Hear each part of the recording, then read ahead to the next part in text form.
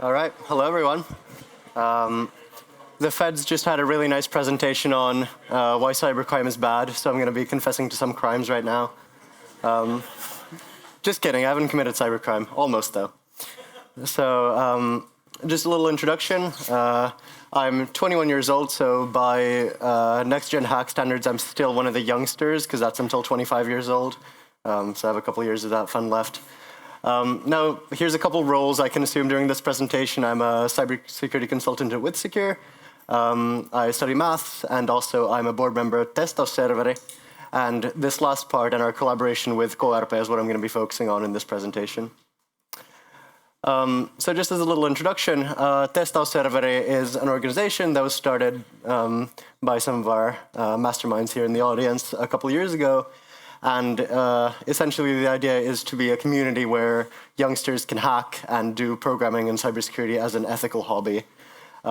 So we want to promote cybersecurity as a hobby that you can do legally and to promote your own skills as opposed to try to punish people for hacking and doing stuff like that. So we hold different sorts of events like Testhouse Meets, where we meet up and eat pizza and hack together. We do open source projects, which we post on our GitHub page, participate in a bunch of competitions like Junction, if you've ever heard of that. And also we have some sort of societal work that we do. So for example, we had a campaign where we gave youngsters computers just as charities so that they can promote their skills. And we coordinate reporting of vulnerabilities in an ethical way. Like, we're not trying to compete with Trafficom, obviously, but sometimes we get reports from youngsters saying, "Hey, I hacked this. How do I report this? What do I do about this?" And we help them out a little bit. And as well, we've been working together with KRP on Cybercrime Exit, and our point of view on this project has been to understand what motivates young people and how young people react to cybercrime and kind of why they do it in the first place. So you've seen a similar picture already in KRP's presentation if you were there for that. But the graph I really like. This is just a sum of all reported cybercrime cases from 2008 to 2022 ordered by age. There's actually no statistics for 60-plus-year-olds, so either they have really good OPSEC or they don't commit cybercrime. But, and then on the other side, 15, 17-year-olds, either they commit the same amount of cybercrime and have really bad OPSEC, or they just somehow commit more cybercrime than the average person. And so, from the point of view of the Cybercrime Exit campaign, our community is actually really good because we get first-hand experience and first-hand input from youngsters on cybercrime and cybersecurity in general. So for this project, we did an anonymous survey of Testausserveri members. We got 36 responses, and obviously I'm not going to be presenting every single one of them here, but I'll be presenting some questions and answers and also kind of explaining my story as to how I got here in the first place. So the first question we asked our youngsters was, how do young people gain their interest in programming, hacking, cybersecurity, all of these departments? And the responses basically clustered into 3 different groups, which were family, curiosity, and video games. And so to be a bit more specific, for quite a lot of youngsters, it's actually their parents' work or their hobby to tinker with computers or do programming, and that's how the vast majority of people actually got started with cybersecurity. So parents have a very big role in actually motivating youngsters to do the right thing. The quote up there appeared in our survey more than twice, which was interesting. So people really like bypassing parental controls on their phone and accessing, YouTube or whatever they want to do. And also, one significant one was modding, so creating video game mods. For example, here's a picture of I don't know what this is, CSGO hack. And this seemed to be a very common denominator in people who did both cybersecurity and programming in general. So video games and video game hacking and modding and sometimes even cheating is a big motivator for young people to get into cybersecurity. Now, another question we asked is, who are these people? And so a big consensus was that the stereotype for cybersecurity professionals who are young are that they don't go outside and that they're nerds and that they're losers. But actually, if you look at the people who come to our events, if you look at the people who actually show up on our Discord server, they can look like absolutely anything. So, we have scouts there, we have people who do sports, we have people who play video games. For a lot of these people, school is a bit on a lower priority, and people like doing, computer stuff more, perhaps. But yeah, so like kind of the stereotype of the lonely nerd who sits alone at home and doesn't interact with anyone isn't actually true. Then, the kind of big question of our research was, why do some people, or some young people, misbehave online or commit cybercrime? Where does that actually come from? And so, again, 3 big clusters. We'd have bad influences, attention-seeking, and fun. To elaborate a little bit, one big kind of consensus was that doing forbidden stuff is actually fun.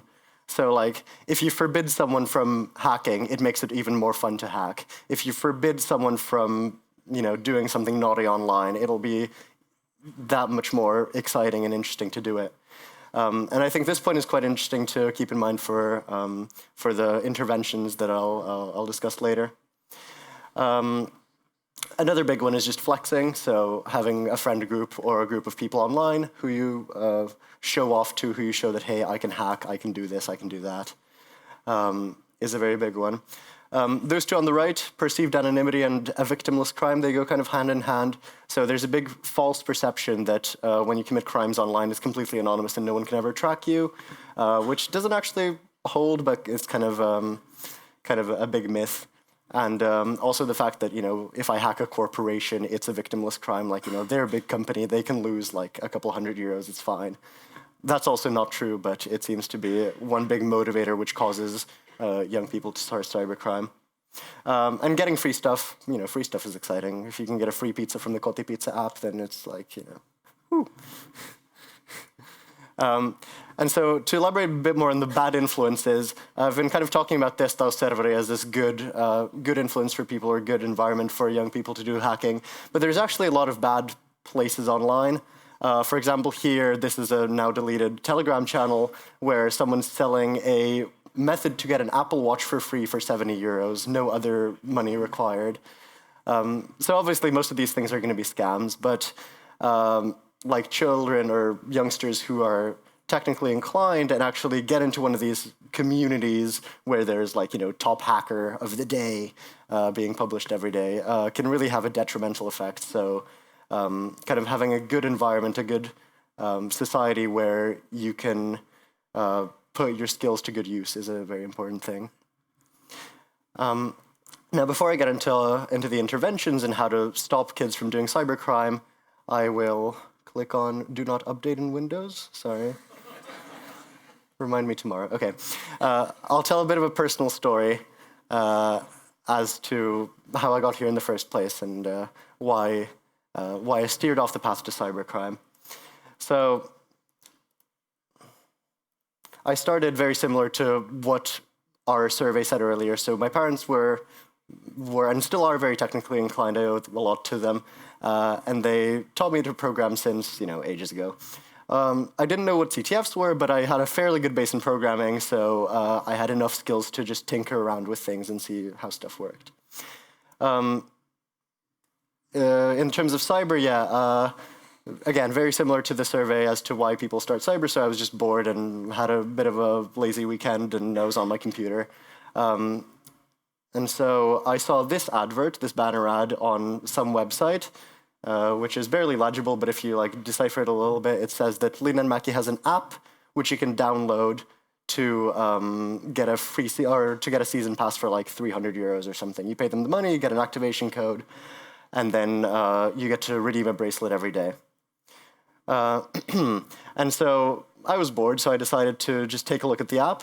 It was just a simple Android app with a JavaScript, plain text JavaScript code that you could decompile. And for example, this was the part of the code that activated the app after you entered the activation code. Now, the fact that it was plain text JavaScript meant that you could take it from this. Now, be careful, if you blink, you'll miss it, to this.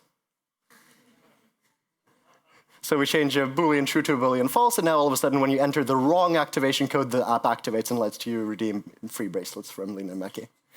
Now, if you want the full story, there's my website up there. You can kind of read a more technical description of the vulnerability. But essentially what happened then was you could register with any email. I think sauli.ninista@gmail.com worked as well. You get this app, you swipe up, and then you get a free bracelet on that day in Lena and Meki. Now, this vulnerability isn't very technical, and it isn't very exciting, but what's more interesting is what happened after the vulnerability. So I saw somewhere on YouTube at some point that maybe reporting vulnerabilities is a better idea than selling them for profit or trying to, get stuff for free from a corporation. So that's what I decided to do. I sent them an email, and very luckily, and I think this was kind of one of the big forks in my pathway into cybersecurity, was the fact that I got thanked by the company. I got rewarded. The reward was something like 2 free Lena and Meki tickets, but let's not talk about that. But most importantly, like, the issue got fixed, and I didn't get negative feedback from here. And I think this is the most important part. When a person, especially a youngster, reports a vulnerability, that effort should be rewarded, that effort should be supported. And I'm really glad my parents, didn't ground me or whatever. They were proud of me. They patted me on the back and said, good that you reported that vulnerability.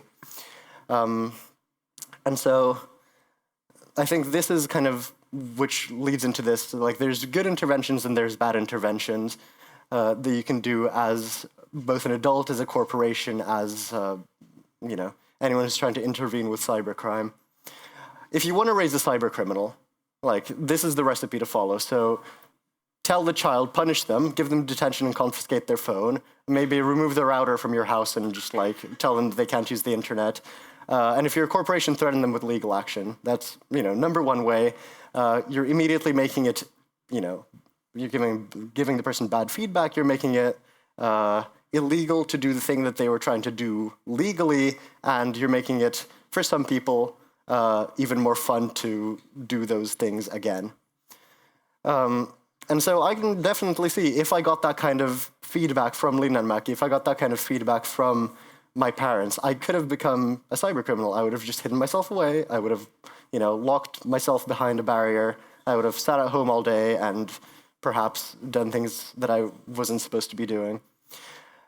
Instead, thankfully, that didn't happen. So we're here now. Just to conclude, or to give some advice in the end, if you're a parent and your child does something like this, so they hack something, or they're interested in cybersecurity, or they go poke around with things they're not supposed to poke around in, they have a super cool and unique skill. Like, you can't just tell them to not do that and just shut down their wonderful skills that they're developing at such a young age. Like, they have such a bright future ahead of them if you just point that effort in the right direction. So you want to ideally cultivate that skill. And obviously this requires finding what your child is motivated by. So, there's a lot of different motivators, and you probably know them better than I do.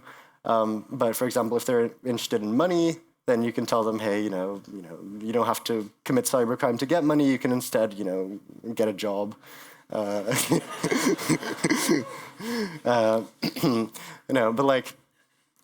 plenty of opportunities. There's bug bounties, there's workplaces, there's internships, there's, a bright future ahead of you that doesn't involve cybercrime. If they like learning, then there's plenty of online resources which they can go to. I'll list some of them later, but, there's a bunch of things that you can focus their attention on, which is way more productive than a punishment. And if they like breaking stuff just for the sake of breaking stuff, then doing things like CTFs and bug bounties, I think, is exactly for them. And just generally being kind of a role model and showing your children what to do is a good idea. So, for example, my parents, as a child, they would, I don't know, do little coding projects or make a website, and I wouldn't understand anything because I was too young, but they would show it to me and be like, wow, cool. And so just being kind of a person who is active and, shows the child that they can do cool stuff, which doesn't, edge on the side of illegality, is a very good thing. Now, advice for corporations. So if you're, and I know a lot of you probably work at fairly big corporations as well, or even small startups. And I recommend that if a child or a young person, or anyone in general, approaches your company and says, "Hey, I found this vulnerability in your program," please be open to them. Please be accepting of the fact that they're trying to help. And I think the situation is really good among this audience and among corporations in Finland in general. But well, there could be some people who might have an immediate reaction of like, "Oh, they're trying to hack us. Let's report them to the police." And that's not the best idea, just from your own company's standpoint, and also from the standpoint of cultivating cyber criminals. I know making an expense claim is very annoying for your company, and it must suck to go up to your boss and say, "Hey, can I have $100 and a pizza to send to this random kid who hacked us?" But it's really important actually, and just that gesture is wonderful. Actually, we had a Testhouse meet, so like an event for Testhouse Serveri members at WithSecure a while back, and WithSecure sponsored all of us pizzas and drinks, and one of the kids was like, "Whoa, we all get a free pizza? That's fucking crazy, man." And it's like, if a child puts in that effort and gets some free pizza and is genuinely excited about that, then why not? And then they were even more shocked when I told them that I get paid to do this hobby at WithSecure. So anyway, one more important thing is be easy to contact. So there's a bunch of standard ways of being contacted. And then one of them that I really like is this well-known security TXT file. Is just essentially a file that you put on your web page or under that path, well-known security TXT. And that just contains all of the contact details for your cybersecurity department or anyone who you contact for vulnerability coordination. And it can just be like the inbox of your CEO or whoever is most responsible for cybersecurity. It doesn't matter really who it is, as long as it's an easy way to for vulnerability researchers and children to get in contact with you. That's wonderful. So just check out that link if you don't know what it is. It's very helpful for us vulnerability researchers. If someone hacks you, it's obviously only if you have the resources, but it's nice to offer them a job. Actually, I got a small job offer from Lena and Maki, but then I ended up not going there, and I went somewhere else instead. Especially for cybersecurity corporations, if you're listening, then one thing that really helped me kickstart my career was the fact that WithSecure, a couple of years ago when I applied for a job there, they had an academy program, which essentially is a program to train people from the get-go for cybersecurity, or train beginners to be cybersecurity professionals. And I wish we had more of these programs in Finland and globally even. And I mean, we saw this in the KRP presentation as well, but there's a 4 million, approximately, more or less, shortage of workers in the cybersecurity industry. So, if your company can offer a program to get more of these workers and more of these professionals, especially if they're young and motivated, into the industry, then that would be absolutely wonderful.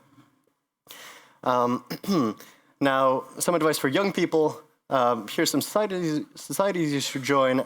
For example, Testhouse Serveri, obviously. I've been promoting that the whole time. Next Gen Hack Fee is a very good one. That is they're hanging around Disobey here as well. They essentially hold the yearly competition for people to play CTFs. Okay, how do I explain this? Anyway, they pick people for the ECSC, among other things. That's the European Cybersecurity Championship. And I know that a lot of people who may commit cybercrime, especially at a young age, might be suffering from some sort of mental health problems, and that's actually a very big crisis right now among young people. So there's a lot of services and help available if you need that. For example, Sekasin is a Finnish language mental health help page, but obviously there are others available also in English. Now, for learning, there's a whole load of resources online, and if you join Testhouse Serveri, we can help you along your way. But for example, one Finnish option is Hakademia, which worked with Next Gen Hack last year to train people for CTFs and cybersecurity competitions, as well as just generally looking up stuff on YouTube is very, very helpful and insightful.